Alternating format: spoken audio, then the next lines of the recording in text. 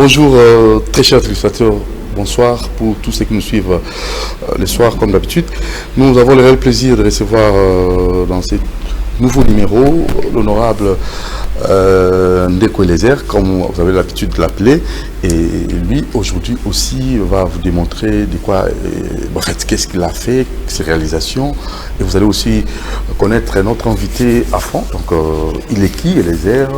Il a fait quoi? Est-ce qu'il a, comme ça, la facilité aussi? Vous avez aussi, comme ça, en voyant l'honorable Eliezer, il peut être vraiment compté parmi les grands. Parce que vous savez, grand H, c'est grand homme. Partant de ses réalisations, partant de tout ce qu'il a fait et surtout dans le monde, en fait, dans notre secteur de médias. Donc, est-ce que ça vaut la peine que M. Eliezer, l'honorable, soit appelé grand homme? Alors, Tourobé t'a cité parce qu'on a voulu permettre à tous ceux qui nous suivent, même ici, en même en dehors du pays, bah, ils montent à fond et ils nous ont demandé tout sur le quota de la peau et qui n'a pas été commis. Alors, Ndeko Eliezer, on va se sentir à l'aise, honorable Eliezer, Ndeko Eliezer, invité. Bon, en fait, qui est honorable, et qu'il y a un écart entre Yona Batu Misus, Kindeko et approche Kabatu. Et moi, j'ai toujours préféré que je sois appelé Ndeko Eliezer comme avant, parce que Kindeko ici la kate, c'est honorable ici là, parce que ça a un mandat. Mandat pays, ils ont un mandat il y a 5 ans. Ok, donc Ndeko Eliezer. Ça c'est bien. Donc Ndeko Eliezer a une mission au Grand H. Honorable Mingi Baleki, Ndeko Mingi Piba Mingi Kopé, ça y a bango, Makanisi, mais il y a eu tout le Napinza, Batoua et Bayo. Ndeko Eliezer à Utawapi, à Tangiwapi, à Kolana Banani, pour nous permettre d'abord, Batouba a vraiment une idée sur Ndeko Eliezer concernant la biographie. Ndeko Eliezer à Outina Congo, à sa villageois de père et de mère. Ndeko Eliezer à Tangate. Ndeko Eliezer à Tangate. Oui, à Tangate. Ça fait partie de notre rubrique. Ça fait partie de notre rubrique.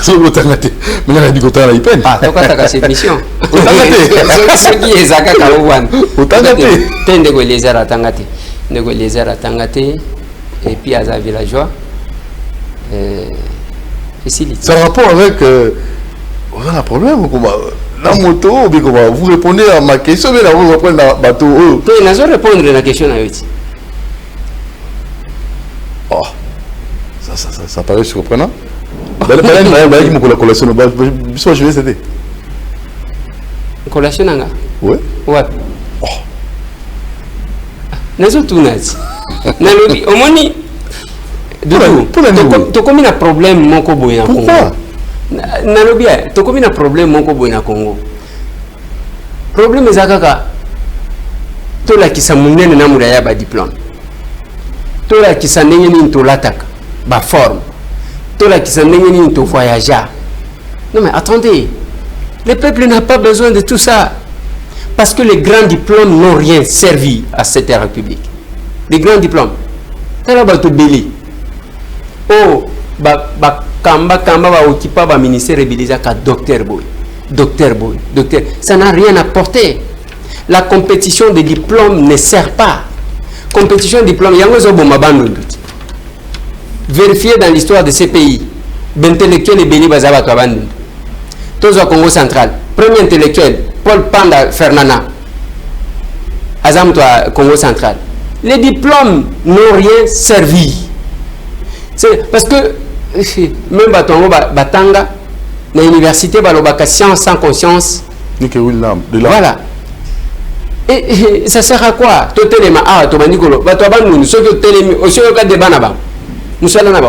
Moi j'ai un diplôme d'1,5 mètre. Non, moi j'ai un diplôme de 2 mètres. Non, ce n'est pas la grandeur des diplômes. Ce n'est pas ce que le pays a besoin. Tant que vous avez la télévision, vous avez commis ça diplôme.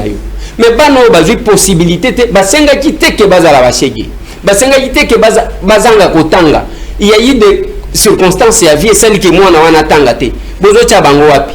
Donc bobete la bango tolo, nenge bino botanga na université ya Lovanium, yo tanga na Sorbonne, J'estime que ce n'est pas ça. Et qu'est-ce qui est important? Et il y a Koloba, non avoué qui nous, on a mis qui liste dit, on a poto, et ça nous apporte quoi? On a la takazili, mais attendez, ça nous apporte quoi ça? On l'attaque, il fallait que tel isabiso que et la mangwa makasi wano l'attaque, musala na yoba futaka yo autant de millions, il y a que obimisa mbongo ya kosombe loko wan. Kaka bor moko bo l'attaque to yoba kanengo za kambongo te, mais tu te donnes quand même l'audace ya koleko bana komikumisa nango. Parce que ceux qui sont mis là-bas, Orobina, na somba ki sapato, Weston nanga yo na somba ki on a 20 000 balles, OK? Bon, musala na yo, salaire na yo zakaya combien? Pour que obimisa 20 000 balles au somba sapato. Au moins le bomi Kinshasa yangoan. Et le bomi peut médian na biso yangoan. On n'a pas besoin du fond, on a besoin de la forme. Le diplôme, on arrivera à la forme. Le diplôme est la présomption de la connaissance. Donc reflet à connaissance soit au comment? Na lobi boyi. Diplôme est la présomption de la koyeba. Il y a même bana moi na vu diplôme batendre micro français na mon côté. OK? Mais attendez, ça nous a servi à quoi? Aux gens ont un diplôme dans le belé. Et sous même beaucoup na nani. Alors vous avez une famille? Voilà personne, on est d'accord. La famille. Biso to botama au total to botama 10 hein. Ni balé ba kufa bana mike. To kola 8. Ni balé ba utiko kufa to tikali 6. Les parents bana ni bali 5, bana basi 3. Les parents mais c'est temps boisa 3 otuninga mtu nazala calme nazo silisati. Poser la question, la réponse à me cousser. Oh, il y a mon cousser. La réponse à me cousser, autant à la OK, nakati. Comment qu'il a dit, mais la comprenez qu'on va répondre l'aïté. Tu répondais vous tout ça. Alors on a habité des collègues, père de famille, Banaboni. Ah. Mais Dodo, il y a habité dans Zagana Bana 18. Non, c'est pour les téléspectateurs. Oh. C'est une émission gratuite. Il y a habité dans Zagana Bana 18. 18 ans. Il y a 3 ans dans Bakis. Vous avez 21. Vous avez 21 ans? Oui. Oh, on a passé où? Oh. Au moins que au comment on déplace monsieur. Makamango na yela grand tâche yangoan. Si vous y la musicien até bakufa qui te compter bana 115. Au moins en Afrique il faut que kobota bana belé. Kobota bana belé Japon parce que ce qui épidémie yi. Et ko loko tata ndambu otikali na ndambu. Na Afrique kobota bana mibale. Ce qui épidémie yi baloko ti bango bandeli à 0. Voilà, alors les collègues, à mon avis, c'est comme si la belle gueule à un moment opportun. Franchement, moi je. On va pas tout. On va pas là. Là, on va aller suivre. Hein? Les collègues, pratiquement, ils m'ont mosolo balibé là. Et les collègues, là, dans la bonne. Plus de 20. À tirer dans la moto. Et ça m'a pour la bateau, la Libye,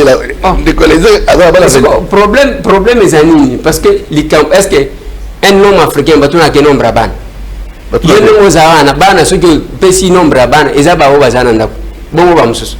Vous avez la mentalité ou un point parce que bino considère que ban a le la balle perdue alors que moi on a balle perdue à Zate.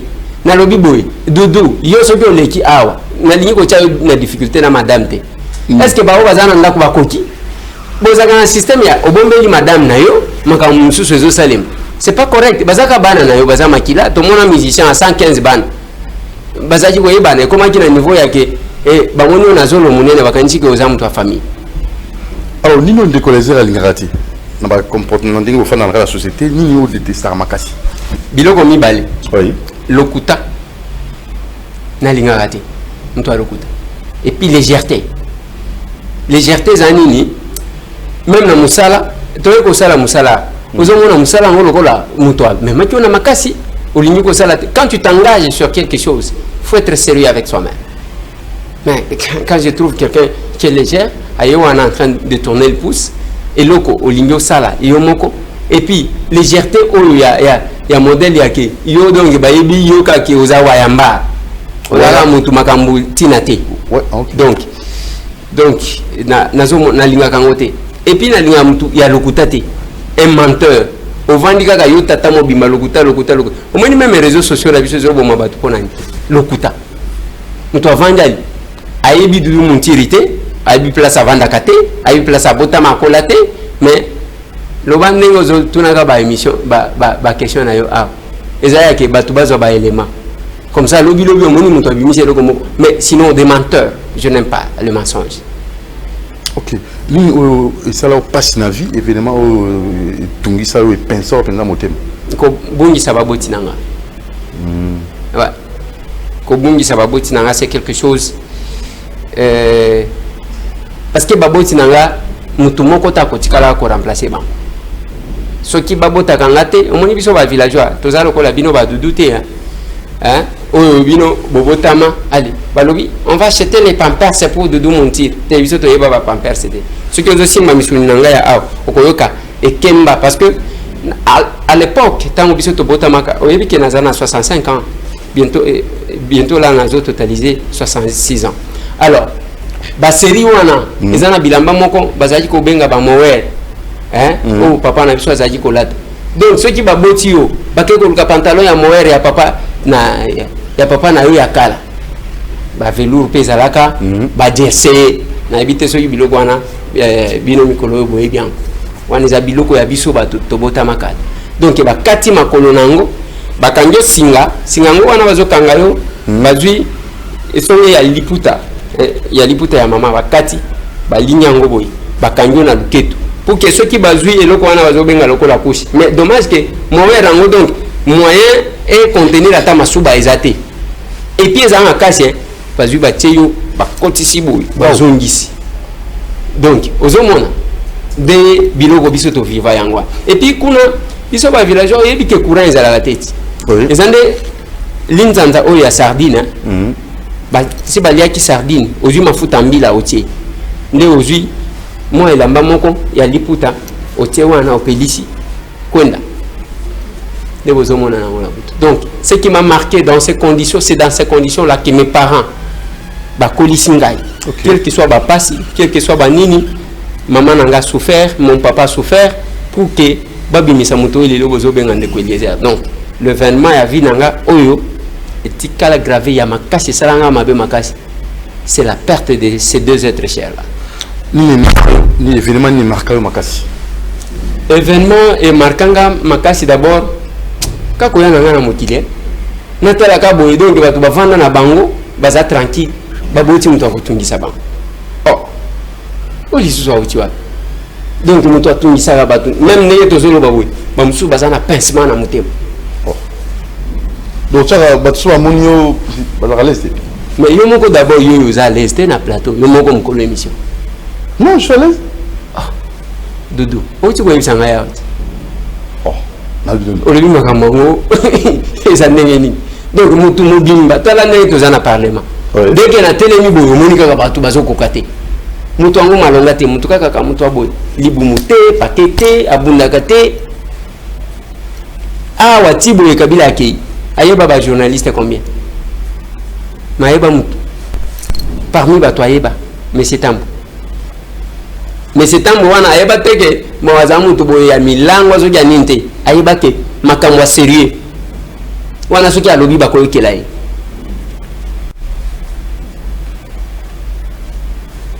continue mais c'est tambo ouais Alexandre tambo ezala kombo nyama baboti na bapesanga elobi lion na monoko mboka nanga lion yango zongo na quelque soit nzoto mika banga kati attention que ça Goliath abanga kati poussana. J'ai dit à quelqu'un un jour à Beninga bani kolobalo na lobité tu te trompes d'adresse mutozo benga balongola ye eloko wane bangi saka mutu oui yango moni na événement tout même ba marche otozalaki ko sala j'étais parmi les rares bato bazaki na terrain ce n'est pas que mbuma ebeti masashi ebeti na bandimba ngute je suis là et au moni batu bazwa ki peleke se balobi banga kate ya zamu tuna bango donc c'est ça il a nengo zali ba botayo c'est ça mais au moni na lobi kombo na ngai lobi lion mutu mususu azwa kombo ya lion ezaka Jésus Christ nde babengaka les lions de la tribu de Juda papa nanga atali na bana nyonso tu wana troisième de la famille apesi kombo lion Coïncidence ou bien la prophétie, oui, ça. Voilà, ça c'est bien. Et on va passer à la seconde rubrique, question d'actualité. Alors, on a appelé tout l'actualité, on a un voyage à président de la République. 3 semaines, on a Mboka, à Kozonga dimanche, retombé à voyage en tant que député national. Le chef de l'État, Félix Antoine Tshisekedi Tshilombo, a sali presque 3 semaines sur le Liban, oui. à Kozonga dimanche. Azalo kola moboti abimi pona kokende kolukela bana na ye. Na kama wakati unazomona na télévision.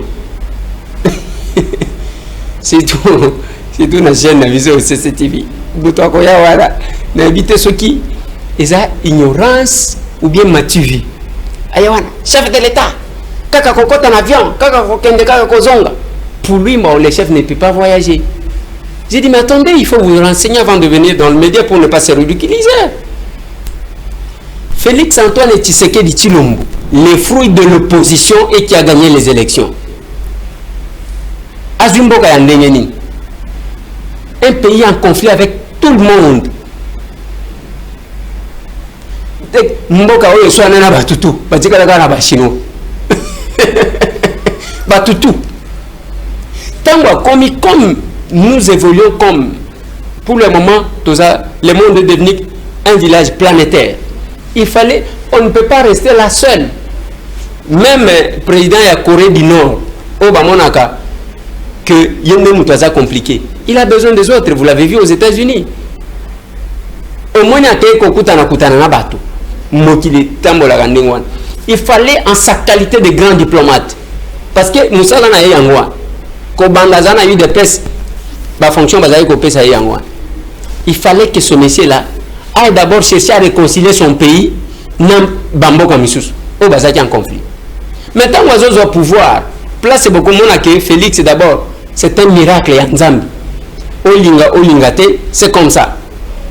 Au côté de pays d'Afrique, un chef d'État à l'écart sans la volonté des Occidentaux. Combien? Félix est parmi les rares. Oya l'équipe occidentaux na campagne bazaki na yete bazaki ko sali la batu misusu même les pays africains bazaki na Félix était na pays africain kaka moko président Kenya ndazalaki na ye donc akewana contre toute la volonté ya batutu nzamba lobité volonté na ngai za ya batuté abimisi mwana mobali wa parce que tokendaki na mapasa na élection. Ma passe wana Isaki Martin Fayoulou Madidi na Félix Antoine Tshisekedi Tshilombo. Ngai c'est ça ma lecture. Parce que na lobaki na bato omoni makambo na zolo. Ce qui Martin Fayoulou Madidi ale kaka. Na linga gina loba peka ndenge na zolo baboy. Je pouvais le défendre contre toute attaque. Heureusement, le chef de l'État Félix Antoine Tshisekedi Tshilombo m'a dit un jour na Bukavu. Tanto uti Uvira. Alors bien ngande ko Eliezer. Omoni ndenge to zaboy. Ceux qui Martin Aleki, je vais les féliciter Navandi. Mais ceux qui Chadar Aleki n'a condimaté, parce que tous en a la réalité. Ceux qui Ezalaki Félix était Ezaki Fayoul. Ceux qui Ezaki Fayoul étaient Ezaki Félix. Et en plus, Doudou Montiri, Bisso n'a pas Félix, n'a pas Martin Fayoul. Tomé là bas gaz, tomé na passi. Nous avons pas photo de Martin Fayoul ou ya Vimba Moutou. Nous avons besoin de c'est moi Tamboué. C'est mes services. Moukolwana, j'avais perdu des caméras. Bah, imagine tout besoin de Martin Fayoulou, il y a jour où ils avaient sauté comme ça. Yoko ya kolo banangani. Au côté, il y a kana petit coup, il y a un flatté peut-être. Parce que des tendances, ceux qui ont moutou, que, oyo, alobi na zamuto à la mouka, azo combattre Félix. Problème est anine. Ceux qui ont landi, oyo a kei koluka moins popularité. Amoni ke bazo lobela Fayoulou mingi, pour na bati anga peka, na lobela Fayoulou. Bimisa vidéo na yo ba marche tondi mayo ngai ma chaîne to komi ma télévision nazo chaka ko rappeler ba événement au data le 19 bino tango bozolo ba la théorie na teli bino image c'est qu'a été la marche yebisangai c'est ça makamu toujours sale les lotos zana Félix Antoine Tshisekedi Tshilombo tala ndenga atikali lokolo mutu yemoko ceux qui a lobby bato FCC bazo attaquer bazo bangaye on fait tout pour les faire échouer bazo sala news. Mais yazo kenekaka parce que moi mon mobali wana n'évolue pas parce qu'il a la force, il évolue parce que c'est la volonté de Dieu qui a voulu. Le jour que nous allons Dodo Montiri Mukoloto Kobungisa mwana mobali wana, nous allons regretter. Vous allez vous rappeler de ce que j'ai dit. Gardez cette émission. Ce qui te bungisi Félix, nous allons regretter parce que c'est l'unique chance que Dieu nous a donnée pour que Tobima to bongisa makambu bien na 2023 bino botelemi wana bokomi ko sala ba dio bino bolobi to za ba to changement mais bozo sala nini na ba to FCC langage ya FCC nde yango bozana ba tirer Félix na tongo et pas FCC bino pe retirer na pokwa qui se ressemble ça semble vous voulez vous moquer de qui akekuna azongi d'abord na 1 milliard on va payer ya ko défaté pour l'enseignement à cause d'ango apesi ango famille na famille à Tshisekedi boke ne kosomba bilanga na kabe ya gamon. C'est pour le peuple. Il est allé rechercher, réconcilier. Félix Azongi si Congo na concert des nations. Il y a un commis batou baboya qui est prestation de serment chef de l'État moi voyez. Bamsou baboudé. Ils sont tous à connaître. Ainsi de suite. Tous en relation qui va vérité des unes. Souka au moins bazo wele la loboko na ye. Ba simba ta ko simba. Lokola passage Jésus Christ Naba Beli, Bazou Kassim Bataille, Mapou Kabik. Ce n'est pas que ça, parce que ça nous fait mal. Et là, on a joué au Doudou Montiri. Ce qui nous fait mal, c'est quoi? Biso ba tout le monde a passé. N'a pas de belé au tout le monde a passé. Vous oubliez ça? Tout ce qui est Kabila Ken. Kabila Ken, Bozo Lukanini. Parce que tout ce que vous faites, si vous cherchez à fragiliser Félix, Bozo Lukané Kabila Zonga. Avec le parlement que nous avons là, mais on va réviser la constitution. Il va bien retourner. Comme ça, nous avons une unité. Parce que c'est ça, nous les Congolais. Mon frère Martin Fayoulou Avandi, frère Félix Antoine Tshisekedi Tshilombo Avandi, Tobani Kosala ba réunion ensemble. J'ai vu le comité laïque de coordination. Parce que le 19 octobre, là, marche monnaie contre l'impunité. Mais on a une information. Tout ça, l'analyse. Très bien. Le comité laïque de coordination, ceux qui vont la place Bazali. Il ne faut pas battre comme ça va FCC. Bisoto yebi comment nous sommes battus dans le comité laïque de coordination, comment est sauvé Mboka. Et Sungi biso pendant que l'opposition était affaiblie, c'est le comité laïque de coordination de Bazoua qui relève. Oui. L'église catholique. Nous saluons. Nous reconnaissons ça. Mais il ne faut pas battre FCC. Battre FCC dans le tant que balobi qui va marcher. OK? Oui. Balobi makamba 15 millions. 15 millions. OK. Naba juge on a corrompu. OK, naba juge balong. Merci beaucoup. Topesi merci. Mais il fallait qu'il doit longer liste. Les 15 millions bazo soupçonner Vital Kamerhe. Qui est directeur de cabinet à Félix Antoine Tshisekedi Tshilombo, OK? Oui. Moto ya cash Vital Kamerhe. Ndena moni ezala la muka. Otala ne makambo zokeni. Moi j'ai été contacté par bande kwa FCC. Pona nini ozo lobela makambo 15 millions te. Na lobi pona lobela makambo 15 millions. Bondi mapena lobela makambo ya 20 millions oyo Molière alobaki na ngake mukoko samba akendaki kozwa na banque. 15 millions, 20 millions, il n'y a pas d'égalité dans l'illégalité certes. Ce qui bolingina lobela makambo ya 15 millions. Bondi mapeke ngai na lobi boy. Nous étions dans une réunion à responsable et médias. Tozana CCTV, Jean-Jacques Mamba Zolo Kanga.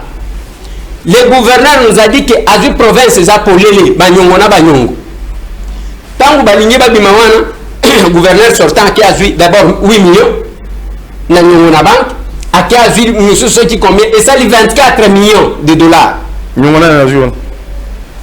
Bazu na banque na kombo ya hôtel de ville. Bazu mo onyo soto wana bali. 24 millions. 24 000. Wana na zoloba Jean-Jacques Mamba témoin. Tous les responsables ya ba médias nazolo baba Willy Kalengai oui ba bikisa bino pa tozalaki wana ba Jérôme Sekana ba Ngoi Marcel de la prospérité tous les batunyo soto ba Jean-Marie Kasamba biso nyo soto yoki yango na monoko ya gouverneur mais bino comité laïque de coordination botingani kana 15 millions boye ndenge nini bino pe bato la muka botingani kana 15 millions pona nini donc bino c'est que bozo protéger ka bato à FCC ou bien au Kabola Ganabango, il y a question de 15 millions. Que nous voulons que la justice puisse tirer les choses au clair. J'ai même demandé. Nalobi va procès nyon sur Abatoubazo, Bambon à l'État. Tout ça, la Nengeni, Bachango en direct de la RTNC. Et ça, la Yako Kendemoulaïté. Tout au plus, Basali 5 jours. Bakateli Mouto Tumbu, batindi ceux qui mutazali propre ba quitter ba tobazo mona na média en direct. Comme ça va décourager ba miibi misusu. Mais nous avons un problème. FCC natangeli 20 millions ngate butuna nazoloba pour que mukoko samba azo problème nanga. Molière alobi nanga ke tango voyageaki mukoko samba keko il a des preuves bakokaki ko benga ye balobi oyo ya Kimbuta il y a 24 millions bakokaki ko benga ye. Comme ça, comité laïque de coordination. Alors, il ne fallait pas seulement se limiter à 15 millions. Il faut commencer. S'il faut aller dans l'ordre de croissance, tu vas 24 millions. 24, 20. Tu vas 20, tu vas 15, tu vas dans ce pays, il y a ceux qui se placent. Ok.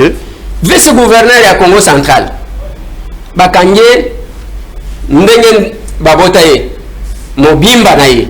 O sangwa lobaka bamoni mobimba na yo tango bakanye mobimba na ye alobi ozana na pesa mbongo yoga mama mimi mbongo wango combien batindi mutu directement na ndaku ya vice gouverneur abimisi $30,000 bapesi mama mimi 30,000 hein 30,000 eza salaire ya batu combien? Pourquoi on ne fait pas un problème? Nous sommes là toza ngana lobi boye bozaka na kope ya batu nazotala bino nazotala dudute bozaka na COP moko na bato ya FCC to ndenge nini pona nini makambo ya FCC bolobela kango te. Et le comité laïque de coordination ce qui alingi bato baya ko manifester aba kisape bato wana pour que tozo yete ke yaza muto ya FCC. Il n'y a pas d'égalité dans l'illégalité. Bako poursuivre ba ba yibi 15 millions bako poursuivre pe bato ya ba 20 ya ba 24 même o ya ba 4 millions. C'est ce que nous voulons. Nous avons un budget médiocre. Oh, budget, Yoshomoni Ilunga, qui a un gouvernement de 66 membres, il se donne l'audace de proposer un budget de 7 milliards. Pendant que Matata Kendakati a un budget, il y a proposition, projection, il y a 9 milliards. Mais Bissot lobby changement est ali. Bon, et qu'il faut boucher Babatroum soit Koiba. Mais vous arrivez là avec un budget médiocre, c'est-à-dire que nous devons continuer, Makamouno soit continuer. L'Ouzor Obambi, qu'est-ce qu'il nous a dit? Baïbaka 15 milliards. Wana mtu FCC 15 milliards par an. Mais ceux qui t'ont bouché kaka t'ont récupéré 15 milliards à Luzolo wazali awati. Ceux qui Sylvestre Ilunga ebinene ni akozwa monte. Benga Luzolo azamu to nebino à FCC. Attention nenge baibaka. Comme ça vous allez signer ce qu'on appelle les contrats de performance dans la régie financière dans la province. Donc il n'est pas généralisé. C'est la liste ya batonio so oyo bazali na kati ya mon monsieur Mabe ya corruption.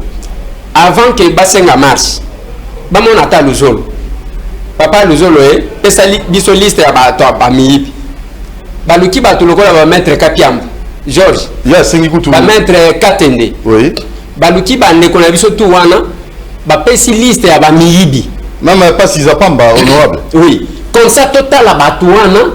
Il ne faut pas bozoka 15 millions. La démarche, vous la soutenez, elle est bonne. Je soutiens, en tout cas, je soutiens la démarche. Il est vraiment bon, mais je ne veux pas que elle a une démarche discriminatoire. Ok. Mais pour la juge. Pour la juge, je suis d'accord. Je suis d'accord parce que tata moko azolo ba juge munene azoko ta même makambu ya tumapangu ya batu. Yo juge à la modèle one. C'est la justice qui élève une nation. Et Sengeli, Batia Batou, ceux qui vont se conformer, eh bien d'accord. Mais ceux qui montrent à Mouibi, parce qu'il y a une enquête. Je suis pour ce qui se passe aux États-Unis. Il y a une catégorie de juges qui sont votés. On a de dépendre de mon tout. Il n'est pas complaisant. Il y a ceux qui Trump, président américain, a vu décision Bango Bakasséan. C'est comme ça qu'il s'est fait. Les autres ont un problème à budget. On y va proposer au moins budget parce que quand le chef de l'État vous parle de 20%, il va affecter l'enseignement. Et ça, le chef de l'État rêve un budget d'au-delà de 15 milliards. Nous avons un lobby depuis longtemps qu'il faut un budget d'au moins 16 milliards. Et le chef de l'État, les calculs est simple. On vous amène un budget médiocre, c'est-à-dire, bino va détourner la biso, mbongo pétrole, ekota kate, mbongo minerai, ekota kate, ba régie financière, ba kabolaka mbongo chaque week-end, ba zakona ceux qui ont métier kotia mutukuna, allez ba boa kele mbasu. C'est ça le problème. nous devons avoir, tant que vous avez PIB Nabiso, PIB Nabiso, il y a 57 milliards. Oui. Ok, pression fiscale 18%. Ce que ça calcule, tu as d'abord, dans le cas de PIB seulement, au-delà de 10 milliards. Si vous avez Sylvestre Ilunga, Abimise Langwa, Moutema Mabele, sabotage. Oh, FC Sajo Sala, tout pour que Félix a échoué. Mais, Nazaré Bissabino Bande Konanga, ce qui Félix a échoué, Martin Fayoul n'aura pas de discours. Bakoyo Kelaeta, ce qui Félix a échoué, Moïse Katumbi, Bakoyo Kelaeta n'aura pas de discours. Bakoyo Banabino va opposant, ce qui est des pestes, il y a Kalakala, va échouer, Kakabino. C'est là que j'ai dit, Sylvestre Ilungae, ce que Kelangaï, consultez Luzolo Bamba et Bisayo, Nengeni Nimbongo Kendaka au boucher. Yami Balé. Boluka Moïse Katumbi Tchapwe place à Zalala qui sabino comment a bloqué fraude douanière. Nenge Kotsaka Mongo. Parce qu'à ça là on a Kasumbalesa. Il a fait des exploits au Lingayete. Mais Batouba comment Misaki Lubumbashi wana comme deuxième ville Naban. Kolana parce que vie Bongaka. Donc c'est ce que j'ai dit, chers amis.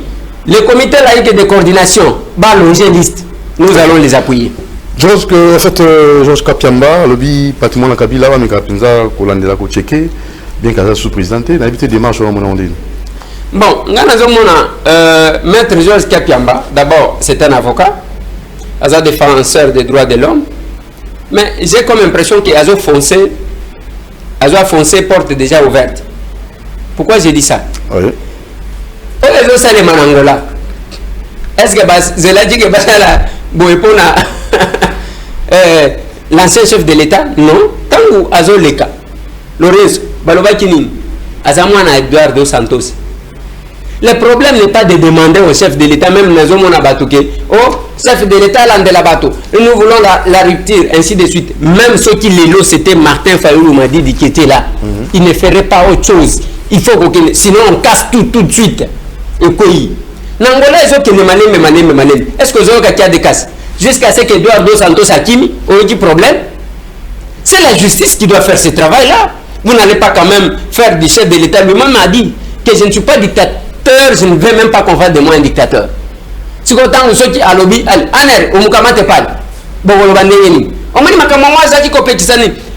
il a quel moyen? Kuna président de la République, c'est la justice qui est libre, qui est indépendante, qui doit agir. Il ne faut pas faire porter tout sur les chefs de l'État. Jusqu'à ce que vous allez lui demander de prendre Azwa Paou Abanda Couture Bakanivo pour que vous laissez la justice faire son travail. Aujourd'hui, l'Angola est en train de faire son travail. La justice est en train de faire son travail. Ce n'est pas le chef de l'État qui le fait. Petit à petit, petit à petit. Yo kanisi bato belé bato ni ba sénateur na ba député. Yo des accords du député.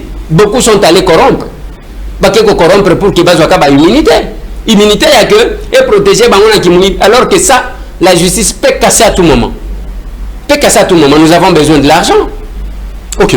Alors, je voulais dire, tout le tapé, c'était dans l'environnement Nabiso, hein, parce que c'est vraiment ça qui devait nous intéresser plus. Les bandeli, avant que tu as le sujet, au moins après la pluie, au moins maman est tombée partout. Alors, notre environnement en tant que député national, est-ce que vous, pour le Balkamo, Italie, après Mboula, est-ce qu'on ne peut pas vraiment un jour que vous allez apprendre un environnement propre, sain, et vivable après la pluie?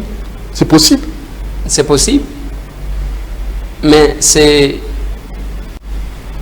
l'absence de l'État qui fait tout ça. Et ça va quand l'État ne doit pas réglementer ma gamme. Au moment où Lupangu, il y a 25 mètres sur 20. Mon colonel Nangwali y a Tekango, à Kaboli, on a commis 5 parcelles. Donc il y a 5 sur 20, 5 sur 20, 5 sur 20. Bon, ça, tout le monde a place pour respirer, ça place à côté de sa moutouka, et le côté l'État, c'est tout. Ça là, nous sommes dans un pays où, parce que tous ces gens, la plupart, quand il y a des villageois, le gouvernement. C'est à 90% ya batu wa Kapoto. Mais bazoya a on a qui mutema mabe azomona neye basala, il va le tirer partout et le gotikal la qui pour que bate gezani. Casta de martyr na parlé de la Willery, tala mai ndenge de tondi donc oui. Makuto le kezali. Nengo zomona wana ezani. D'abord nous construisons partout, même sur les caniveaux. mutu qui a construire wana bon azana place au côté dès que balobi na ye moko d'abord mokonzi oui même désordre zana banzela pour la circulation c'est parce que les chauffeurs au baza plus têtu baza ba chauffeur ya mitu ya ba généraux na ba colonel et ça le transport en commun mokonzi azate soda azate mais bazo un signe militaire ba tie liboso wana bazo baté intimidation nous surtout à nos homona Kinshasa après la pluie biso moko moi si ça ne dépendait que de moi il y a des communes il y a que là il est le chef de l'état na sengi becraser tout bazo bato base bango batongeli bino ndenge bato bavandaka toko sala même eloko babengaka community donc quartier moko boye ya bandako ya ndenge moko même peinture même pelouse wakataka ça peut se faire on est dans l'espace mundele pa na yo kokuta atiki zamba ezawan asali parc pour na bana na ye bino boya vous construisez partout même sur les emprises publiques et qui vendent ba autorité bango moko bateki bazakuna bazimbo batie na poche allez bakene ko vanda na bango na poto lokola bana na ye bazana poto awa ko soucier atane loko mon côté. OK. Enlèvement, criminalité, tout dans mati et na Simon Robert c'était na bawewa apekisi bango comme na ville centre ville te bazo comme kaka mo tout la kaya liboso wa fallait que image ku to zo kitango filmer te mais yo zo ya nini apekisi wewa na Gombe oh bourgmestre azanani aza fachi président eza fachi voilà un peu batonding bazali ko monela makambo ya insécurité Doudou Montiri ngai je ne suis pas de ceux qui critiquent makambo ka pona ko critiquer ba catch surtout yo kana ebisa yo problème eza ya catch te problème pesa ya mituka ya fimete ce n'est pas ça problème eza ya que qui assure la sécurité yo zumoto bana na eba eke classe te moi si na ya zana zemi azoyo batandenga ko sala te yesi ko wana balia kananda kuna ye 2 fois par semaine otie ya sécuriser yo ozumundu ko pesier au commissaire bandi va braquer les gens tala batutu wana besoin lever la plupart ceux qui bakangi okuta kaka ceux qui militaires des policiers parce que pour un civil kaka mutu ya pamba boye azwa stratégie azwa mutema makasi ya ko braquer batu c'est pas facile. C'est là que je parle à budget ya Ilunga. Nazolo baka na ba combattant mikolonio so combattant binonde boso baka fati. Soti Ilunga yena budget ya moins de 16 milliards ko déposer. C'est un sabotage za ko la kisake Félix a échoué. Parce que na kati ya mbongo wana tokozwa 2,6 ou bien 3 milliards. Mais productivité monsieur beza malungate. Nina weza malungate. Production na biso na mboka. Nina moto produire te. Tous produire kutu makasi problème nemo ozo kene na kesa l'état te ozo kene na kesa ba individu na pocha ba individu tous produire makasi yelo oyoki même temps ozo ba makamba ba wewa tuna wewa ceux qui bazuye moto mbongo combien azo foot 200 000 francs 200 000 wane kindaga c'est grave 200 000 c'est plus de 100 $. OK ceux qui 110 $. Mais 200 000 wana ikendaka wapi attaque quittance c'était le côté c'est l'argent que nous perdons et c'est voulu comme ça tiens on doit avoir un budget conséquent il y a que nabamboke belé la police yo coupé c'est combien il y a un patron to rendre ba policier na biso ba comme ba responsable ba longo ba mandian je vis bande ko bazo senga bazo benga lokola ba ujal. J'ai appelé le général Kassongwa na lobby la police na moni koto le côté ya Baramoto c'est ça la police babanga gaeti police azamasta na yote police okokumba bo omoni ba komi 40 au dépasser 40 te yo zana 30 omoni police okitisi na 25 c'est ça la police mais oyo tozana bango na nzela mutu akecha ko ya otuta oyoka kimoko batuta kiwa na babomi c'est comme ça mais pour nini bisenga senga bato bazo senga kaka ils sont bien payés mais ba oyo to chaki yokane na zoloba ba oyo nakutaki ndenge bazo salela musala bazo sekisa mutute bazo senga mutelo côté mais bato wana ba kovanda ko banda tongo tipo même pas lipa même pas eloko mon côté azo ndengwana lobby lisusu lobby kuna ko banda ko senga ko banda ko donc stratégie il faut un budget papa conséquent la sécurité bablaga kanangote na mona ki bato bazo cha makele là et Félix asombi jeep blindé ce qui a 500 000 dollars ce qui a 700 000 dollars mais attendez même il y a 1 million de dollars et ça nini président américain Trump a outi que le chef de l'état Nicolas Sarkozy à New York ont dépensé pour la sécurité 1 million de dollars par jour bablaga kana sécurité ce qui sécurité à chef de l'état coûte besoin blaguer nango bon il y a peuple bon qui paye yango il faut bien payer ces agents là ça là de montiri au moins ils sont la presse tout sur la peuple tout sur la paix l'état tout si la kalaka makamwana mbota trop na vient nanga batu ba memanga mwezani nani bawa babwaka kabwaka kamini oh nedi dodo balu ande dodo balu les teta nde bawa babwaka kabwaka bon ko boka bango nani suma boka mingo kombo pe kimi OK siko ozomona kaka ndenge babwaka kabwaka kabato mais qu'est-ce qui se passe on doit aider le peuple on doit aider l'état bateki terrain ya kankokolo batongi oasis batongi biloko wana na kati ya concession ya kankokolo OK kuna pona ofutela ndaku studio ezana 2500 dollars par mois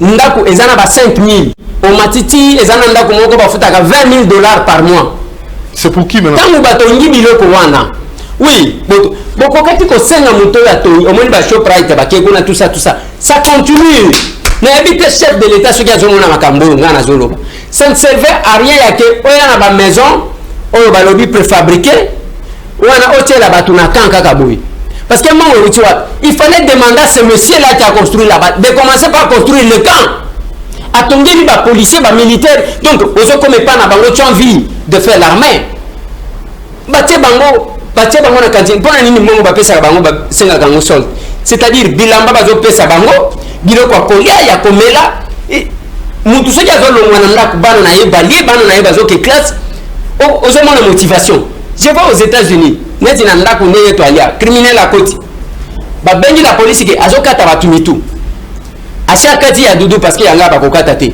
ashakati ya dudu montiri ngane mutu peut-être ngana yo sayo parce que ata accident salé mia yo kodaye ngana hodaye na ndenge ni na kosi oui mais eza ndenge yo invité to ba mo sorti tika ko la pour na lobi bo o bandi mbaramo na lobi bo mais tant ceux qui balobika la police azo criminel azo sala dégâts comment on a ba policier ne bazo ya policier ne sozo welela ya kota mtu liboso alors que mtu azana kati wana za minduki parce qu'ils sont motivés ceux qui ba fouti policier zo bime pa na ye moi si na ye calme bana na ye calme donc au comment la motivation et kozala na degré ususu on n'encourage pas la criminalité parce que yo ba fouti ote o bana ko sala batu bisala sala parce que biso nyoso toujours souffrir le coup là yo c'est ça le premier problème maintenant ceux qui moutouana abimi vous allez voir comment il sera motivé et cette motivation là aura comme conséquence de sécuriser batuna biloko na bango mais yo kotika mutu abimi kaka ndemwana bazo futa été boté qui même concession nazolo ba bien concession o batonyo oasis na biloko mususu ezaya kankokolo c'est grave mais bino siko bato kankokolo nazmona ka basoda ba vani même dans très one mais bango bazo vanda na bikoke na ba condition moko ya kosakana te ya mabe makasi et mutu ba policier nyonso ba lingi ba comme ba garde du corps ya ba konzi même ba garde du corps en ba konzi wana moko ya ko bimache maboko boy je l'ai dit na régime au passé ministre moko azalaki quelque part j'avais rendez-vous avec lui le matin na koti na monika ba policier ba vandi bazolia bonjour ende welezer boni bazowele eloko bazowele la olive oyibe zani ni dudu loso bacha mafuta mbila na kisasa omoni oui loso bacha mafuta mbila na kisasa nde o bazowele mais siko tangu na koti na komi pas excellence omoni tozozela ye abimi atia maboko na poche wana alati chemise na cravate veste basimbelie aywa kiela nani policier bozo chauffeur azak bozo mutuka bokene ko sombela mbwana ngala na biloko akolia abimisi mbongo combien azopesa mbongo 300 dollars bakene ko sombela mbwa biloko akolia mais ba policier bazo kengela ye bazawana abengi mutuka mususu bakeko tika mwana na ye na classe bazo kende kotika mwana na ina école consulaire tozo même il y a babelge $5,000 par mois et par an. Mais ce qui est à ta soc, combien? $27,000. Na chauffeur, na policier. Bango mi bale bana na bango, d'abord bango mi bale bavanda kana kisenso kuna. Bavanda kana sangamamba. Kuna bavanda ka bana na bango bazo futa par an bazo futa $100 par exemple. Mais bazo benga na bana na bango. Mozo tinda bango. Mais mutu wana ko sadisa accident créé pour le moins na kufata ko kufa. Parce qu'il y a pas na bazo tanga bien. Donc nous devons d'abord assurer bozo bunda pour na SMIC. Naza depuis que Tobandi, qu'est-ce que nous faisons dans ce parlement? Tant on a télémé le programme, il y a Sylvestre Ilung. Bino awa, même les journalistes et les confrères nanga, n'a évité ceux qui bappent ça qui bango, parce que comme la médiocrité, n'a pas mis partout, ceux qui bappent ça qui bango camar. Oh, Eliezer s'est trompé, il a confondu, Tokomi wapina, nanini na hémicycle. Il a confondu, ce n'était pas des documents. Nathalie Bango Nazo Seka. C'est un programme vide, non limité, ni dans le temps, ni dans l'espace. Un programme non chiffré. Parce qu'il fallait que Eza l'a chiffré, Matata l'a fait avec une projection de 45 milliards. Parce que le programme, c'est un programme du quinquennat. Le budget qu'on amène, c'est un budget annuel. Sylvestre Ilunga me met un document de 16 pages. La synthèse, et ça, les 36 pages. C'est du jamais vu. Le résumé d'un texte, et au-delà, il y a double et un document lui-même. Le col a vu tout engagé. Ça aussi. Alors, je les ai gratuitement enseignement. Ils n'ont pas de conséquences. Conséquences, parce que là, il fait lui à gratuité enseignement. Parce que tout le monde est dans l'école. Déjà, parce que l'histoire image, sur le plan réalisation, de que les élèves aux école. À mon école, comment on dit? On m'a commis lycée technique Saint-Louis, mais phrase ya makasi na kati ya école wan Lukunga, je vous dis merci. Lukunga, je vous dis merci. Vous avez première réalisation na yo. Tant commis député, to y bana kala projet oyo. Oyo kaka tango na commis député awa. Nathalie na lobimbo. To kende ko vanda kana bar, to bina kaka, to langu sabang. Je pense que ceux qui ont l'union sur Namboka, il faut commencer par l'éducation. Au moins, au commun à météo, aux en route matadi. Oui. Croisement na baumbu. Oui. Au commun lycée technique Saint-Louis. Et en a katia lukunga. To sali yango pour que to chata ba condition muke ya ke bana batanga lokola pe bana mususu. Bano ya sewan. Namboka malonga te bakotanga wana. Yango moni to chaba tablette. Bana bazotanga na ba tablette. Il y a salle ya informatique. Tozomeka muke na ko senga ka pe lusungi ya mutu aya sungi biso to bakiseli bana na biso parce que c'est une école, je ne l'ai pas fait pour gagner des millions, non, je l'ai fait pour aider ces enfants là à étudier dans des conditions plus ou moins ya malam mais alupango ya mutu ezakinda ko ya résidence ya mutu mais to adapter yango kaka pour que bana wana bah quand même que Lukunga, je vous dis merci. Lukunga, je vous dis merci. Tu vois, en fait, gâteau enseignement. Qualité, il y a enseignement la biso et komata, tout le kita. Na comportement enseignant mususu ba comme na kanda pour tant que ça, il y a salaire et vous avez peine n'engagez la quitter. Tout ça nous voulons un peu évoquer au fait de votre part vous appelez l'école en tant que promoteur de l'école. Lukunga, je vous dis merci. Omoni ngana zo sekabat. Tala batu ne wazo le kana télévision. Tu sais qu'elle dit gratuité enseignement au lobby. Tu sais nazo seka. Constitution de c'est la constitution, l'article 43 de la constitution de mon pays qui rend pas seulement gratuit mais aussi obligatoire l'enseignement primaire. Donc la police a koba na osala musala kuti mwana ya muke libanda a gagner classe T bakangi baboti parce que c'est obligatoire. Mais qu'est-ce qui se passe? Ce qui kaka chef à lobby qui va appliquer mesures binos ko bozo sambela ke échoué au lieu de soutenir tala ba salle de classe ndenge tondi nazala ki na école d'application EDAC kuna na kenda ko intervenir pour na confusion ezali même ceux qui na kati émission il faut na kende kokutana na ministre ya ici école primaire wana eza public bango ba lobi bana ba kofuta parce que biso dozo dépendre EPSTT, toujours dépendre d'un issu. Mais c'est public ou pas? Autres écoles d'application, même dans mon ambassade, ça pose problème. Il fallait que Batouba Bunda, Ezala, Ndenge Moko Yake, Bana Batanga na ba conditions à bien. Les grands défis, pas seulement de payer les enseignants. Bozi Moussala ya kotonga ba salle classe mususu. Parce que Bana Ndenge ba yeli, okokuta na salle moko 103 élèves. Il a offert. Est-ce qu'on dit que Bana Bazaki na posa kotanga? Et mon ami, c'est quoi? Mais bino mutema mabena bino ozo pekisa bana wana batanga. Tala ndenge batoni na ba classe. To soutenir la volonté politique du chef de l'État pour que cette disposition de la Constitution soit respectée, tout simplement. To soutenir, ce n'est pas la décision de Félix. La volonté politique du chef de l'État pour que disposition en la Constitution tout ça yango bana batanga au fait l'État là bas même plus loin.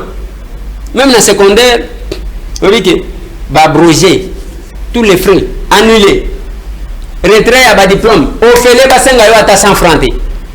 Au fait les. Même bateau bazote à aucune arrosation. On a na secondaire. Oui. Nyonso na oyakala. Oula. Nazalaki na ministre Willy Bakonga.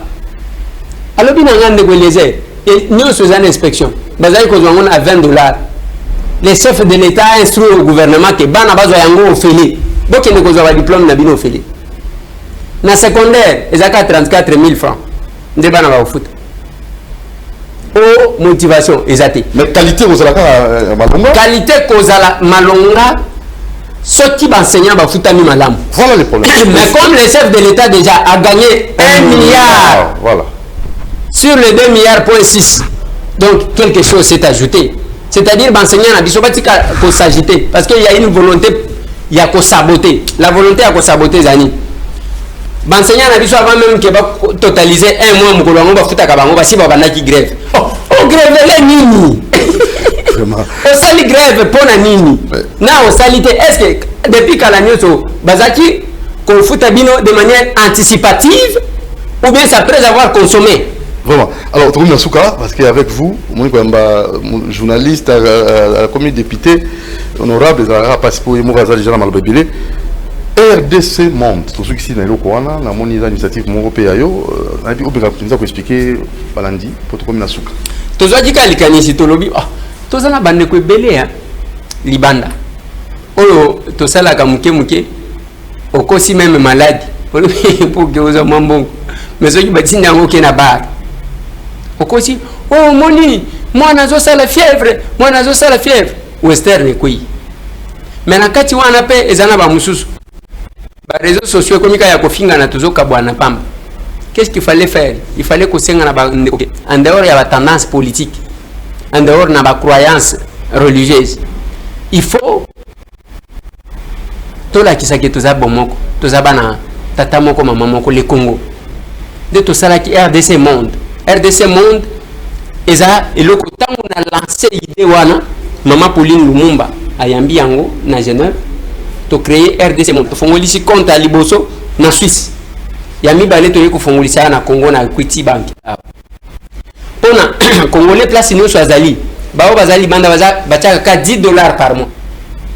Mbongo wana yeko sala musale. Awa na Congo, to lobaki même 2000 francs. To kopé sabato. Ba numéro ya pesa bako bana kotinda kuna. Eza pona nini lelo ndenge na kendaka na jera neko kuta bana bazotanga bavani na se et puis lelo classe yango bakabolite bana bazaka deti na classe moko boye bataka mwa libaya na katikati nda enseignant telemiwa na ba condition wana na cadre au lieu à tozela kaka l'état to kosala un projet to tongeli bana wana école mobile etikali donc ya RDC Monde donc il y a monsieur Tambwete il y a Pauline Lumumba te il y a Doudou Muntiri te il y a biso nyonso. C'est ça l'idée. Pour canaliser les fonds. Oh, il y a que tout gaspillé. Parce que $10 on a tout le poto. Et là, bon, on a côté un McDo. Et puis, à unité. Mais à ceux qui balobent par exemple 2000 francs. 2000 francs, ils ont un chimbo kit. Ils ont un ata évident. Donc, c'est ça RDC Monde. Bat Congolais tout. Pas invité à RDC Monde. Pour ceux qui kiosque, babi ozo mon na kiosque était. Mais tous les machines dans le banda, dans YouTube, presque. Oui. heureusement bandeko nanga bakokata eloko yote na zoloba. Je pense que montage ko sale m'a prêté. Na kiosque ko banda kiosque botama. Parmi batu ba sélectionner ka ba invité za Doudou Montiri, même tango na ye awa, il m'a appelé à pied levé. Ezana batu ba somba mikolo, o ba pesaka. Ngai soki omoni ba invité nga na kiosque, yeba ke invité azate. Donc soki bazanye invité, ne ba lobi Eliezer lokola yo zalaka disponible, yaka na yo. Babenga gangate, soki otali même avant campagne, même pendant la campagne, bakobenga batu na bangwe na campagne électorale na ebité soki na le cas 2 fois. Na kiosque peut-être mbala moko de na leka mais na reconnaissance ka soutien ya kiosque pour la campagne nanga parce que chaque jour Serge Kabongo azoloba zo rappeler bat ça je reconnais mais pour l'invitation bande konanga ceux qui bozo monanga te ba Doudou Montiri oyo babenga ngai banda kiosque exista ceux qui babenga plusieurs fois zaka 2 fois par an. J'espère que katangote numéro de téléphone pour na bateau baza na bosenga rosola na yo. Oh mais on relance question te nazana ngo yo fandi émission le kambala mo pas de montage. C'est bon. Merci beaucoup bandeko. Soki bomone le quitter c'est que bakati. Te le katamate. Numéro de téléphone pour la que téléphone anga. Oui, parce que l'honorable mingi ba biso zo benga zo yamba souté, je sais pas si c'est le cas aussi. Ngai na kobo ya koyamba pona nini? Yo shomoni représentant ya mutu aleka. Oyo atindi a représenter biso tozaka étiquette moto atindi na mokolo pouvoir na c'est le peuple. Bon, on peut vous contacter comment ou bien l'adresse ou bien bureau pour la bureau na zana toujours na Itaga commune à Kinshasa avenue Itaga numéro 120 entre Wileri na Kasavubu na katikati wana. Donc ceux qui zana Wileri au na food market ceux qui ont de l'autre côté à Kasavubu au Kokota c'est pas loin des places tozali na quartier Ngwaka na commune à Kinshasa quartier à Bawokechu premier. Très bien. Numéro de téléphone ya monsieur Tambwe 089 94 84 621. Je répète 089 94 84 621. Obeninga na numéro wana okozwanga. To sukisi soutien na Mike Mukebai. Honorable Mike Mukebai ozana soutien na nganyo surtout. Et donc on a sepelé la canaille, c'est parce que vous avez moins à mobile. C'est fini.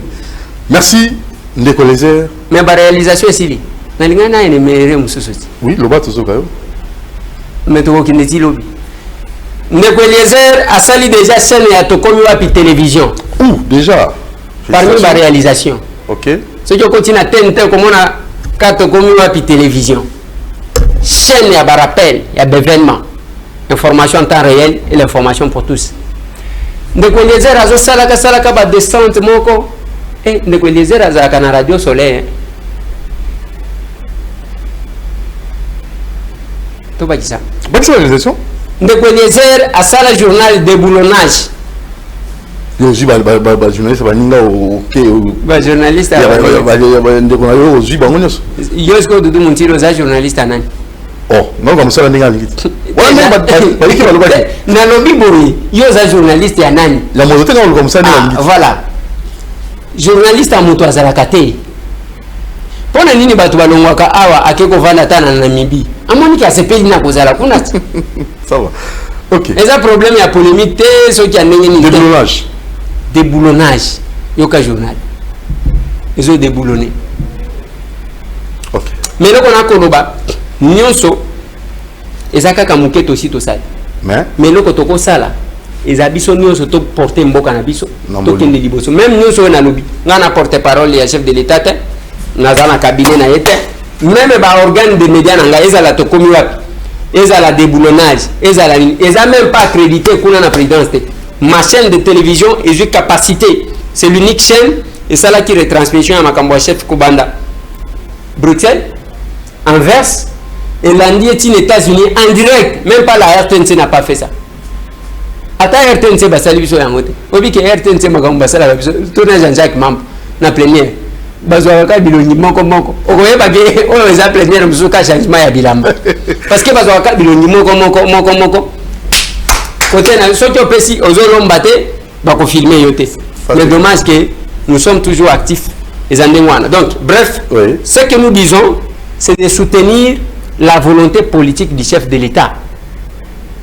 Bokanisate ke nazo yembelaye na yebi passe automonaki pour na kokoma. Et puis on a nazoloba. Si c'était Martin Fayoulou qui était là, mon vieux, je pouvais faire la même chose. Mais balongo ko tout tani sabatuni tout ya ko Eliezer parce que au moins ngana comment telanté là. Ce que tali batala mugato Eliezer azamu to Félix. Alors moi kuna otali ko batu misuja ya IDPS Eliezer alors moi kuna azamu to alamuka siko naza ko teni. Alors merci beaucoup Ndeko Lézer, honorable prochainement aux Asunayo. Merci Doudou Montiri mais obenga ngapé avant pour que naïbaka. Tokozonga élevé. Merci aux amis salé belé, aux alliés na ba demande de belé comprendre. Merci à Moron Jambé à la réalisation, merci à Moussa le caméraman, merci à Dieu merci Kifou, merci aussi à tous ceux qui nous ont suivis. Pour nous appeler, vous bien qu'un numéro d'affiché. Donc féliciter PDG Nabino parce que ça c'est le plateau. CCTV. Plateau Jean-Jacques Mamba. Oui. Non, on a baptisé un plateau Jean-Jacques Mamba. CCTV s'est transformé.